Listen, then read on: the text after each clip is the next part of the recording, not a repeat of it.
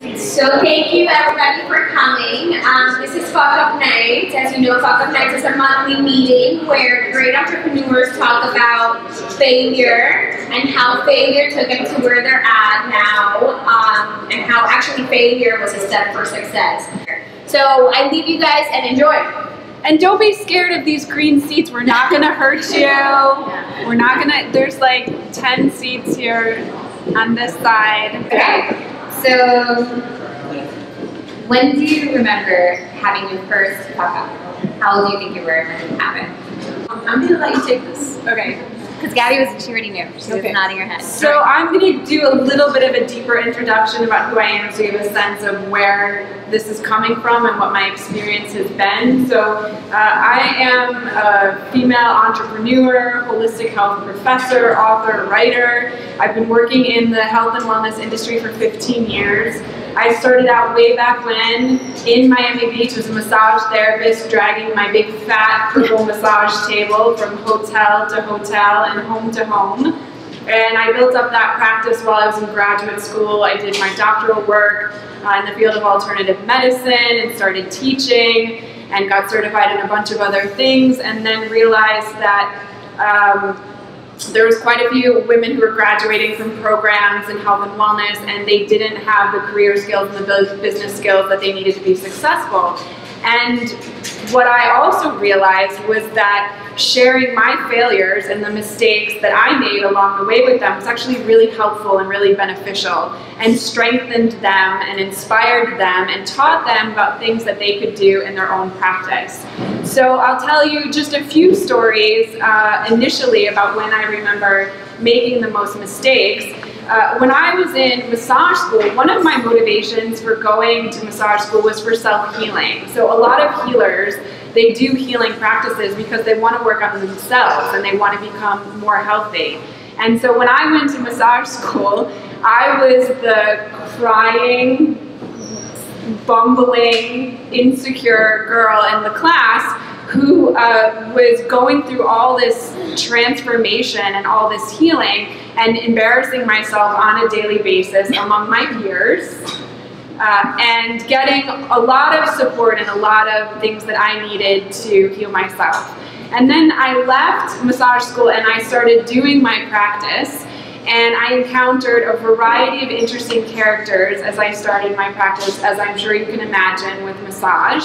And I started going in and out of hotels and homes to different people, and would embarrass myself again in front of these people. Like, I remember one example where you take sheets with you and linens with you when you go to a client's home, and I had washed the linens with my clothes and managed to just sort of shake out a thong onto the floor of my very my very high-end client who's living in a penthouse overlooking the beach, and continued to do a lot of stupid things, which sort of culminated in my biggest fuck up, which I'm most proud of, which was trying to open a wellness center in Long Beach, California in 2008 with a woman that I had met in yoga teacher training. Thought we were very compatible, thought it was a great idea. Wrong. It was the beginning of the recession.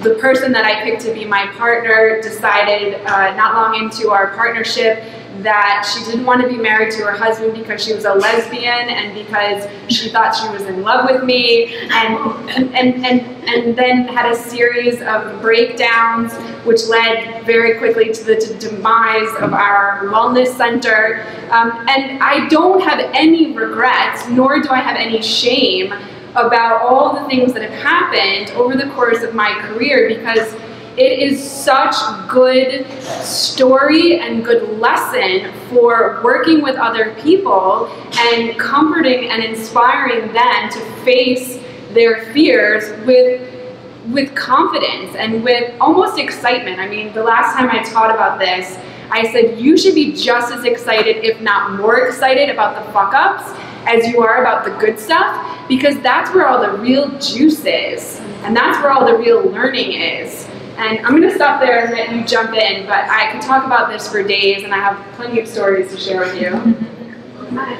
Yeah. So I'd like to add something to this conversation.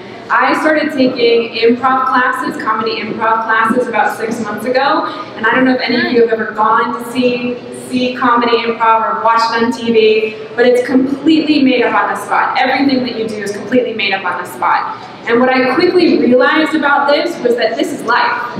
Life is made up on the spot, like us talking, you asking questions, you running your business, you going to work. Life is made up on the spot, right? So the more practice that you can get with people that you trust, that you can experiment and that you can play, the better the situation. So there's a couple of things that I learned specifically from being in an improv venue that are really incredible lessons for me. The first one is you can't do anything wrong. You can't. You can't do anything wrong. When you're doing comedy improv, if you say something silly and you get a laugh, that's great. If you say something that you think is funny and nobody laughs, it doesn't matter.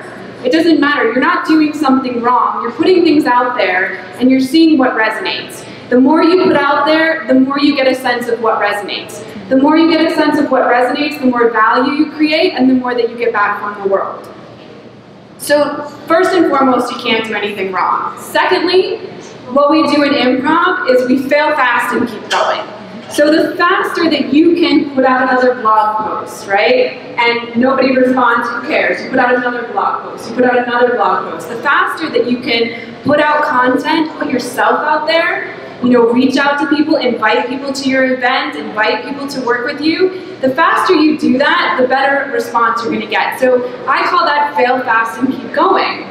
Because, you know, we know, for example, in sales and marketing, that it has about a 2% conversion rate. What does that mean? That means 98 people are going to say no, thank you, right? Or it's like a guy when he goes up to a girl in a bar and tries to hit on her. How many of the girls are going to say no before one says yes, right? So you have to fail fast and keep going. Another thing that I learned is that you have to find people that you can trust. So when we do improv on a stage, we're on a stage with people who have committed to being on that stage with us.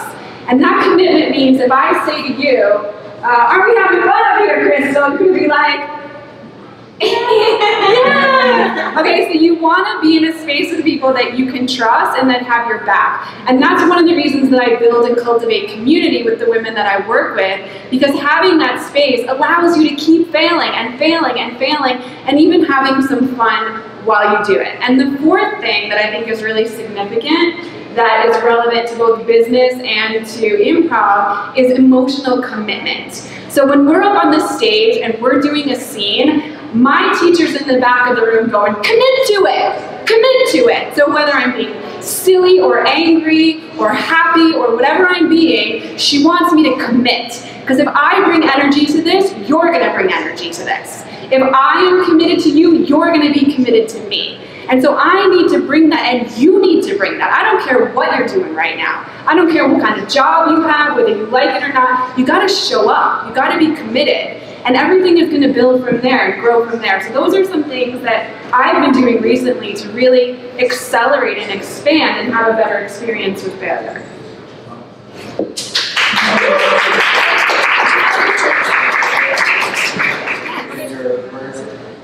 So maybe take aside from the fucked up relationship with your business partner that was going on there, right. There were some other things that you mentioned that it was kind of inevitable that that business was failing anyway because of these other things. Can you talk a little bit about one of those? Yes.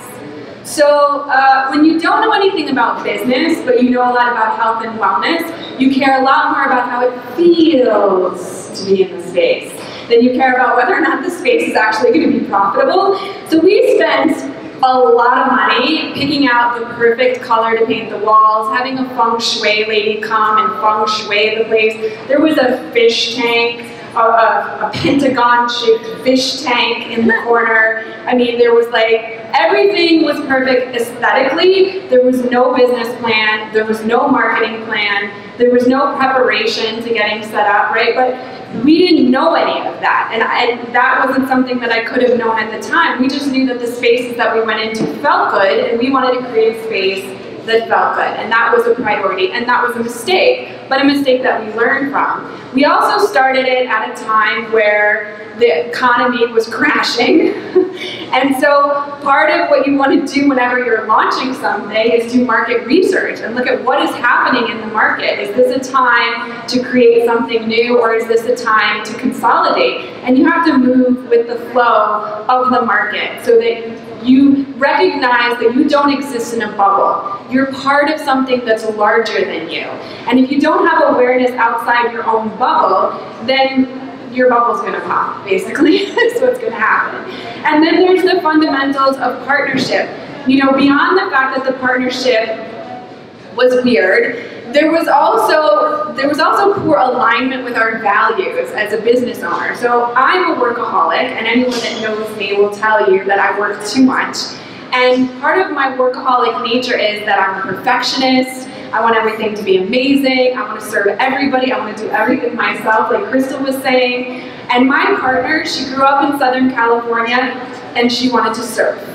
And that's all she wanted to do. And she thought that if we had a wellness center, we would have lots of money and that she would be able to go surfing more often. And that was it. That's all she cared about was yoga and surfing. That wasn't good alignment. But sometimes, like when you see a sexy person that you want to have sex with and you get really infatuated with them, you don't think about like, is this going to be a good partner? You're like, I need to have sex with this person.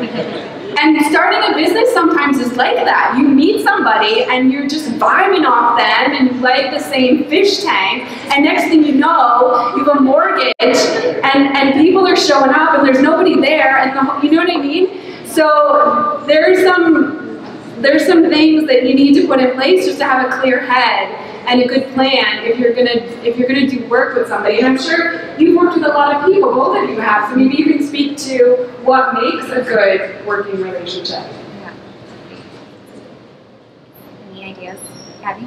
You're next. I think that's an awesome question, and I like it particularly for me because most of the time I'm clueless. Most of the time, the people that I trust have to tell me, this is not working. Most of the time, my mentors and the people that are closest to me have to say, walk away. Put it down, walk away. Because I'm extremely stubborn and I'll keep fighting for something because I think that it's noble to keep fighting for it. I think that, you know, I don't want to let anybody down. I'm going to let somebody down if I don't keep fighting for it. You know, I'm going to let myself down. How can I be a quitter? I don't want to be a quitter. So I have like a whole dialogue about just powering through things. And luckily, I surround myself with people who are smarter than me and tell me, you're not taking care of yourself, this is not working, you need to do something else. You need to take a break, you need to think about it differently. And I wouldn't have survived any of the situations that I did if I was not smart enough to listen and smart enough to know, I don't know what I'm doing right now. And somebody else needs to tell me what to do. And that's why I think mentorship is so critical to this process of growing and learning. I love that question. I think that's an awesome question. And I think I'm 41 years old, and my definition of success today is totally different than it was 10 years ago, and totally different than it was 10 years before that. Because I started out as a teenage a beauty queen like model. My first career was modeling, and you know, that was my childhood aspiration. And then I got into the modeling industry and I realized how corrupt and how superficial and everything that it was, and then I totally changed direction. And then I got into the helping professions and the healing professions and realized the sense of purpose and the fulfillment that Nikki's talking about serving something greater than yourself, serving others instead of just serving yourself, and how much more rewarding that is. And so I think there's both external and internal measures of what's successful. So externally, you might have certain parameters like followers, email lists, dollars, you know, material possessions, but then it's equally important to have internal measures and parameters about what kind of values you're hitting within yourself that make you happy and feeling fulfilled. Oh my God, I'm gonna try to keep this brief. I like this question too. So self-care, amazing. turn up the dial on all my self-care. I trade with all my beloved healing friends and try to get, like Maria and I will go to the Russian bathhouse and spend the day there. I'll trade with massage therapists, things like that. But like I mentioned earlier, humor, being able to make fun of myself is really critical, which is why I love the writing, because the first draft will be, oh my God, like feeling sorry for myself and that'll be the first draft. And then the second draft will be a bit more rational. And then by the time I get to the third or fourth draft, I'm just ridiculing myself in the situation, and it's actually something that's humorous. So when I get to the place that it's funny, I know that I've healed it. If I can't laugh about it, then I haven't healed it. And then with regards to the other people that are involved, when there's failure, I need to get to a place of healing with them too.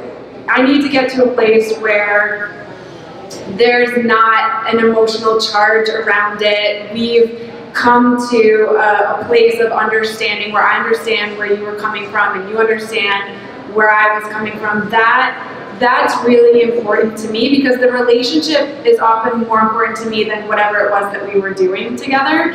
And that might take time. Like for my partner in the wellness center, that took years.